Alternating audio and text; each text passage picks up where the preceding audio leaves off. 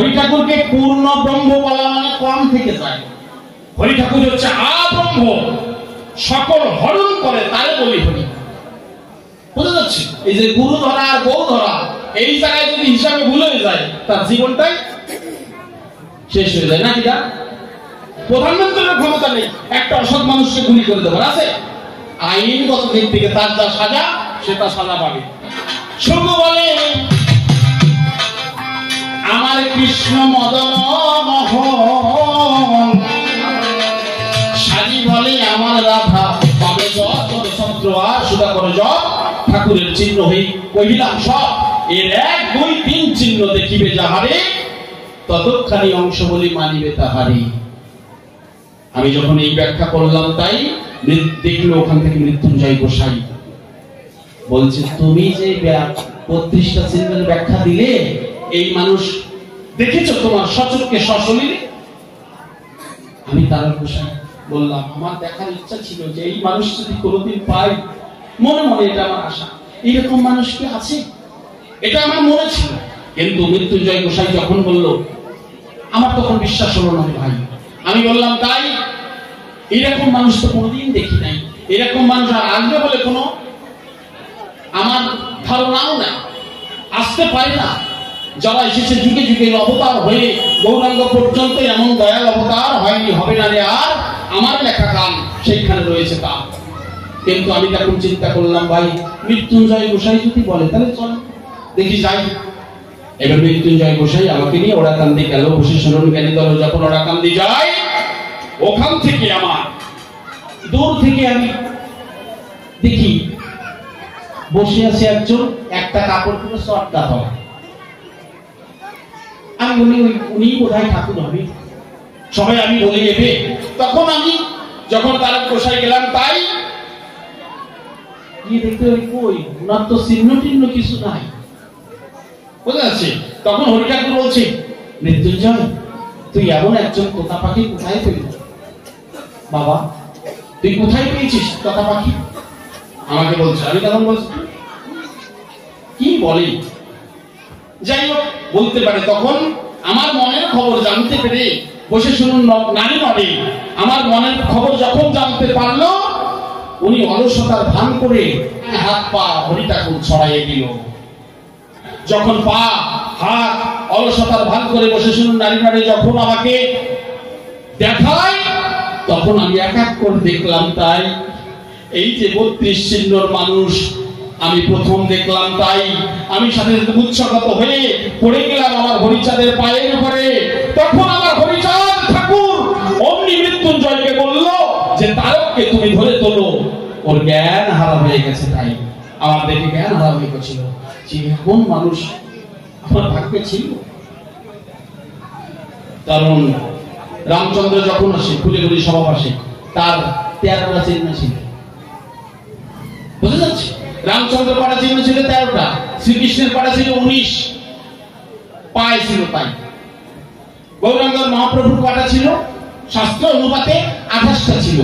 সবাই বলে যেটা আমরা পড়ে যেটা পাই, কিন্তু হরি ঠাকুরের স্বয়ং সম্পূর্ণ 32টা চিহ্ন ছিল। বশিষ্ঠনন্দ জ্ঞানী দেব যারা যারা এসেছিল, রামচন্দ্র 2টো গুরু ধরেছিল, গুরুর কাছে যেতেন না। কম থাকলে তো মানুষ গুরু ধরে, কারো যদি কম না থাকে। তা রামচন্দ্র যখন এলো, বশিষ্ঠনন্দ জ্ঞানী দেব বৈশিষ্ট্য মুনি আর বিশ্বামিত্র মুনি 2 জন গুরু ছিল, 2 জনের কাছে শিক্ষা নিতে গিয়েছে। কিন্তু যখন কৃষ্ণ জনার্দন এলো, বশিষ্ঠনন্দ জ্ঞানী দেব কৃষ্ণেরও 2 জন গুরু, শান্তিপুর মুনি আর একজন গর্গমুনি। গর্গমুনি নাম রাখে ধ্যানে তেজানিয়া আছে না, তাই না? কৃষ্ণ নাম কিন্তু গর্গমুনি রেখেছে, কৃষ্ণের নাম ধ্যানে তেজানিয়া। তাহলে গর্গমুনি আর শান্তিপুর মুনি 2 জন গুরু ছিল। বশিষ্ঠনন্দ জ্ঞানী দেব আমি রামকে কেন পূর্ণ বলি নাই? এক বিষ্ণু চতুরাংশে রাম জন্ম নিল, রাম রঘু বংশে। তাহলে একটা অংশ যদি 4 ভাগ হয়ে যায়, সেটা পূর্ণ কখনো হয়? 4টে ভাগ হয়ে গেছে। তুলি ধরি আপনাদের কাছে। আর হরি ঠাকুরকে পূর্ণ ব্রহ্ম বলা মানে কম থেকে যায়। হরি ঠাকুর হচ্ছে আব্রহ্ম, সকল হরণ করে, তারে বলি হরি। বুঝতে যাচ্ছে? এইবার তুলে বলি আপনাদের কাছে। এইবার যখন কৃষ্ণ জনার্দন এলো, বশিষ্ঠনন্দ জ্ঞানী দল কি আছে? ঈশ্বর পরম কৃষ্ণ সৎ চিন্তানন্দ বিগ্রহ, ঈশ্বর পরমা কৃষ্ণ সচ্চিদ আনন্দ বিগ্রহ। এইবার সম্বিত শক্তি তিনটে জিনিস নিয়ে পৃথিবীতে ত্রিবিধ প্রকাশ। এক দেহেতে হয় না প্রভুর আসে উল্লাস, তাইতে প্রভু হলেন দ্বিবিধ প্রকাশ। আপনারা ভাগবত খুলে দেখে নেবেন। এক দেহেতে হয় না প্রভু প্রেমের আস্বাদন, এই জন্য প্রভু নিলেন, প্রভু হলেন দুইজন, কে? রাধা কৃষ্ণ উভয় অঙ্গ। এই রাধা কৃষ্ণ যতক্ষণ কৃষ্ণ কাছে রাধা না থাকে, খুলে বলি সভ্য সবার কাছে, তখন কিন্তু পূর্ণ হয় না। কোথায় আছে? সুখসারীর যে ঘটনা ছিল, সুখসারী আছে না, সুখসারী দুই পাখি ছিল, বসেছিলেন জ্ঞানী দল, তাদের দুইজন ভিতরে দুইজন কোন দল বাঁধল কি? ওরে সুখ বলে আমার কৃষ্ণ মাথায় ময়ূর পাখা, সারি বলে আমার রাধা নামটি তাতে লেখা, শুধু পাখা পাখা। সুখ বলে আমার কৃষ্ণ গিরি ধরেছিল, সারি বলে আমার রাধা শক্তি সঞ্চারিত। সুখ বলে আমার কৃষ্ণ কদম তলায় খানা, সারি বলে আমার রাধা করতে জানা গোনা। সুখ বলে আমার কৃষ্ণ মদন মোহন, সারি বলে আমার রাধা পাবে যতক্ষণ, নাইলে শুধু যে মদন। আছে না? না মিথ্যা কথা বলছি? ওরে একটু বোঝাবেন, মনোভাবে বোঝাবেন। এখন তো আপনারা এখন বুঝতেছেন। হ্যাঁ, ওনার বেলায় তো আবার ওনার সাথে সাথে কয়েকজন থেকে উঠেও গেছে। ওরে বাবা, ওনার সাথে সাথে উঠে গেছে, ওনার দলের লোক উঠে গেছে। আরে শুধু বলে আমার কৃষ্ণ মদন মোহন, সারি বলে আমার রাধা পাবে যতক্ষণ। কৃষ্ণ কতটুক কাম, কৃষ্ণ কতটুক কাম দেখুন। শতকোটি অভিনেতে না হয় কৃষ্ণের কাম নির্বাপন, একা রাধা বামে আসলে শ্রীকৃষ্ণ তখন আমার মদন মোহন, তাই না? তাহলে আমার ঋণী কে ছিল? প্রেম ছিল না শ্রীকৃষ্ণের। তাহলে রাগিনী শক্তি রাধারানী, সংবিত শক্তি আর সঙ্গিনী শক্তি কৃষ্ণ। লাগিনী শক্তি ভাগ হয়ে গেল রাধারানী। ওই জন্য রাধা কৃষ্ণ। রাধা না থাকলে কৃষ্ণের কোনো দাম নেই। কেননা প্রেমী ভাব নিতে গেলে আমার রাধারানীর পায়ে ধরতে হয়েছে শ্রীকৃষ্ণ। হ্যাঁ, তাহলে শ্রীকৃষ্ণের তুমি যে বলে গেলে যে প্রশ্নটা দ্বারা তুমি মানে কৃষ্ণকে কেন অপূর্ণ বললে? কৃষ্ণের আপনারা এক্ষুনি ওই গুগল সার্চ করে দেখুন, 1,61,000 নিজে হাতে নিজে ধ্বংস করেছে, নিজের বংশ যদিগুলো ধ্বংস করেছে, নিজের তারপর পাণ্ডবদের সবাইকে ধ্বংস করেছে নিজে শ্রীকৃষ্ণ। যদি বলে কেন? ও বলে গেছে যে এরা নাকি অসৎ মানুষ ছিল। তাহলে অসৎ মানুষ তোমার কৃষ্ণ যদি এতই সৎ, তাহলে অসৎ মানুষের সৎ বানাতে পারেনি কেন? মাতৃ হলো কেন? মাঝে দেখো, এখন মাঝে দেখো, মাঝে দেখবি তোমার জেলে করে দেবে। একটা অসৎ মানুষকে যে কেউ গুলি করে দিতে পারবে? প্রধানমন্ত্রীর ক্ষমতা নেই একটা অসৎ মানুষকে গুলি করে দেবার, আছে? আইনগত দিক থেকে তার যা সাজা সে তার সাজা পাবে। এই যে আমি বিজয় হয়ে কথা বলি, আপনারা দেবেন না গালাগালি। এই অভয়া কাণ্ডে সঠিক বিচার হয়েছে? বিচার সঠিক হয়নি, দেখেছেন? তাহলে সঠিক বিচার হচ্ছে না জগতে। কেন হচ্ছে না?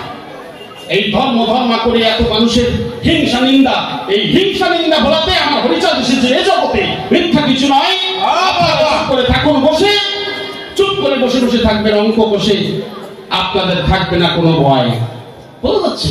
তাহলে তোমার যখন কৃষ্ণ এলো, বসে শুরু জ্ঞানী গেল, কৃষ্ণ রাধার কাছে ঋণী ছিল, মাতা পিতার কাছে ঋণী ছিল। কাঁদলে কি গৌর পাবি কিনা? কাঁদে গৌর বলে আমার লেখা আছে, বইটা খুলে দেখবেন, খুলে মহাসেন করতে লেখা আছে, খুলে খুলে আপনাদের কাছে। নন্দ কেঁদে অন্ধ হলো, যশোদা পাগল হয়ে গেছিল, শুষ্ক প্রায় তরুলতা, সমস্ত তরুলতা পশু পাখি সবাই হা কৃষ্ণ গোবিন্দ বলে কাঁদতে লাগলো। কিন্তু গোবিন্দ ঐশ্বর্য লীলা করলো কোথায়? 125 বছর আয়ু ছিল কার? শ্রীকৃষ্ণের। একাদর্শন, প্রদর্শন, দ্বাদশন, মথুরাপুরী, ত্রয়োদশন, পাণ্ডবরথ, 89 বছর দ্বারকা রাজমা। দ্বারকায় তুমি নিজে 16,108 রমণে নিয়ে ওখানে ঐশ্বর্য লীলা করছো, এদিকে তোমার মা বাবা তাতে মরে যাচ্ছে, অন্ধ হয়ে যাচ্ছে। তাহলে মাতা পিতাকে নিজের স্ত্রীগণকে একসাথে এক পাতে একসাথে দেখে তুমি খাতে পারি নাই? হ্যাঁ, মনে হয় জবাব চাই তোমার কাছে, তুমি কেন এই সমস্ত করে তুমি চলে গেলে? বলো, তোমার কৃষ্ণ কেন গেল ওই জায়গায়? মাতা পিতাকে আমরা সবচেয়ে বলি যে মাতা পিতা শ্রেষ্ঠ গুরু, কিন্তু মাতা পিতাকে ফেলে করলে তুমি দ্বারকায় ঐশ্বর্য লীলা, তোমার কৃষ্ণ দ্বারকায় ঐশ্বর্য লীলা করেছে। ঠিক আছে, এবার যখন ওই পর্যন্ত শেষ হয়ে গেল, মাতা পিতাও থাকলো না, কেউ থাকলো না। বৃন্দাবনে যে বললো না কাকা কইতে কইতে কানাই কইল, ওই যে কাকার একটা গল্প দিয়ে গেছে না, তাহলে কানাই কাঁদলো, সমস্ত রাখাল বল সবাইকে কাঁদিয়ে কৃষ্ণ চলে গেছে একেবারে সেই দ্বারকায়। যাই হোক, এই জন্য আমি কৃষ্ণকে পূর্ণ বলি নাই। আমি যদি আমার মা বাবাকে গালাগালি দিই, মারধর করি, ছেড়ে চলে যাই, যত খারাপ হোক, আপনারা বলবেন না বিজয় সরকার আমি হয়ে কথা বলছি। বিজয় নিজের বাবা মাকে গালি দেয় না, কি ওর মুখে কি গান শুনবো রে?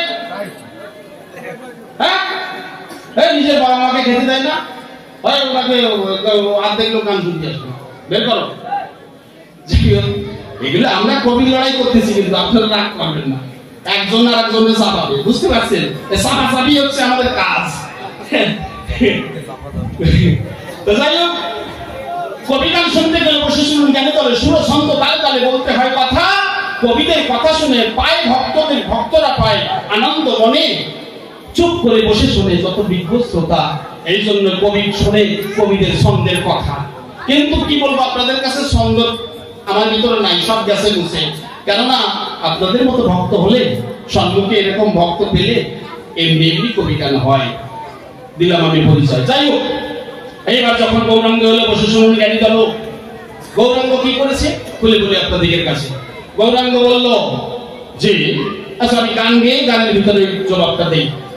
দুটো জবাব বাকি আছে, দুটো জবাব হয়ে গেছে।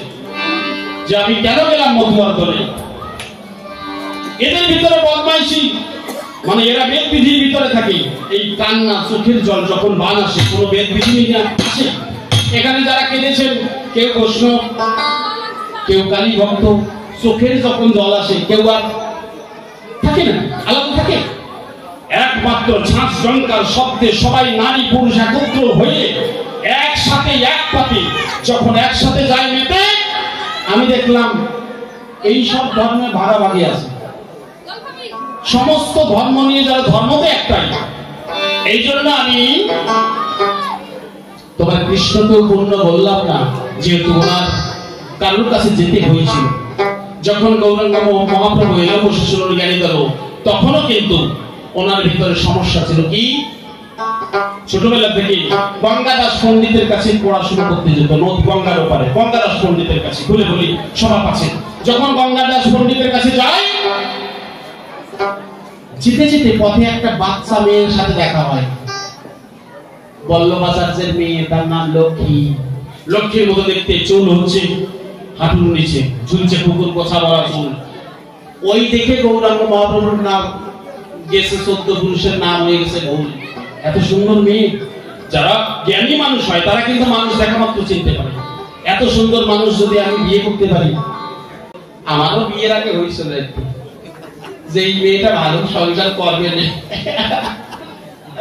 তো যাই হোক, মানে মনে মনে যে এই মেয়েটা হলে ভালো হয়, তা কথা বলার সাহস কোনদিন পাইনি। কেননা এই ঘটনাটা কেন হচ্ছে, যে মান সম্মানের ভয় যাদের আছে, যে আমাকে বিজয় নামে আমাকে সবাই চেনে, আমি তার গোসাই কবিতায় যদি কথা বলে, আমি তার গোসাই কবি গান গাই, মানুষকে বুঝাই, আমার ভিতরে যদি তাকে ভুল, তাহলে আমার কেউ রাখবে না মূল, মূল শুদ্ধ উপরে ফেলে দেবে। মানুষ সামনে কবে না, পিছনে তো কবে। হ্যাঁ, আর যে নিজের কাছে নিজে ভালো, তার ঘরে তো জ্বলবে আলো।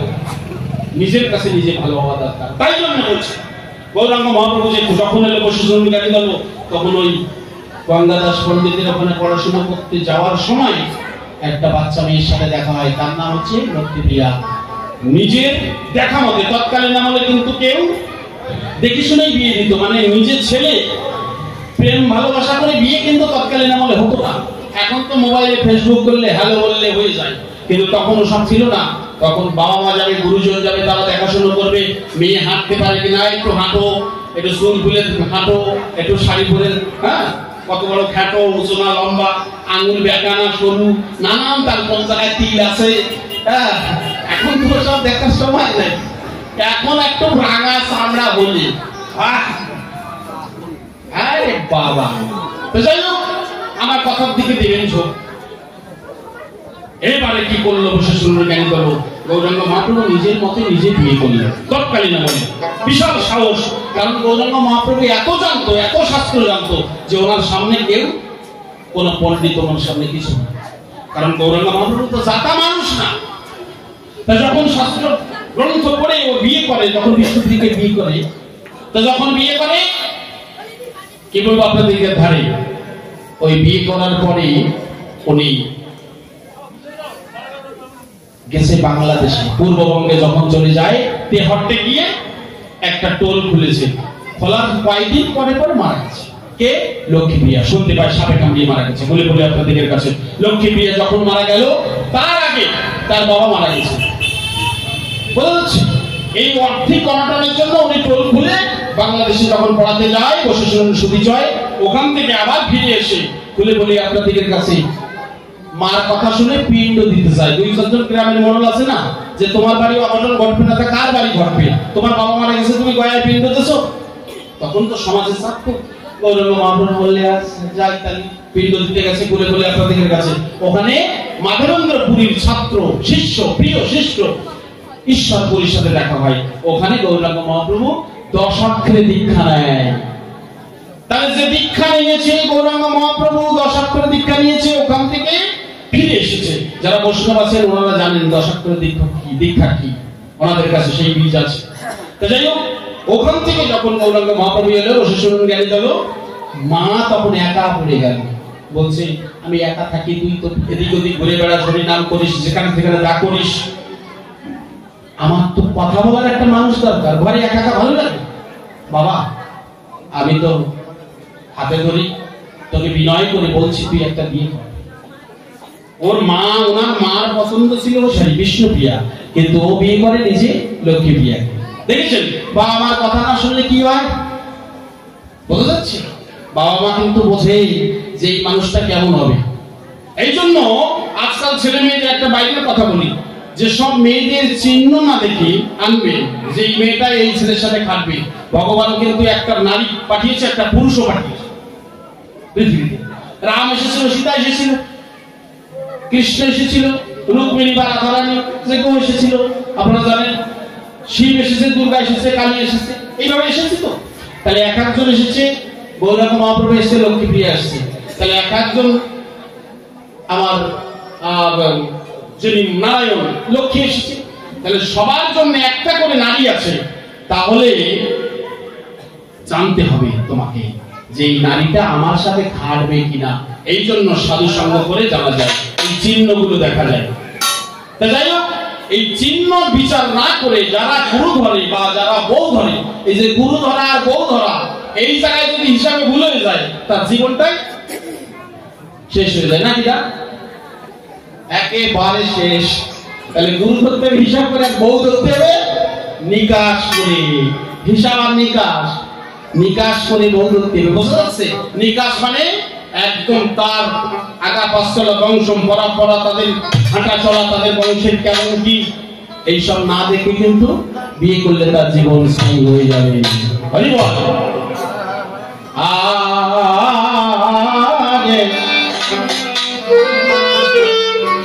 তুমি সামাল থেকো। তারক গোসাই সমস্ত শাস্ত্র গ্রন্থ ঘুটে নির্যাস রস হরি লীলামৃত